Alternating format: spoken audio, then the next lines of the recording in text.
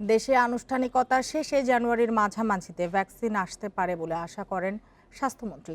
বেসরকারি হাসপাতালেও এই ভ্যাকসিন পাওয়া যাবে বলে জানিয়েছেন স্বাস্থ্যমন্ত্রী জাহিদ মালিক। আজ বিকেলে মানিকগঞ্জে সাংবাদিকদের সঙ্গে মতবিনিময় সভায় কথা বলেন তিনি। স্বাস্থ্যমন্ত্রী বলেন, অক্সফোর্ডের ভ্যাকসিন সর্বোচ্চ $5 খরচে পাওয়া যাবে। বিশ্ব স্বাস্থ্য সংস্থা অক্সফোর্ডের ভ্যাকসিন শিগগিরই অনুমোদন দেবে। এ ভ্যাকসিনের পার্শ্ব প্রতিক্রিয়া কম বলেও জানান তিনি। প্রায় 6 কোটি মানুষের জন্য ভ্যাকসিনের অর্ডার নিশ্চিত করা হয়েছে উল্লেখ করে জাহিদ মালিক বলেন, পর্যায়ক্রমে আরও অর্ডার দেওয়া হবে। তিনি বলেন, অক্সফোর্ডের ভ্যাকসিন প্রতি মাসে 50 লাখ ডোজ আসবে। চলতি মাসে ভ্যাকসিনের প্রথম চালান আসবে বলে জানান স্বাস্থ্যমন্ত্রী। চীনের আরও একটি প্রতিষ্ঠান বাংলাদেশে ভ্যাকসিন ট্রায়ালের জন্য আবেদন করেছে বলেও জানান মন্ত্রী।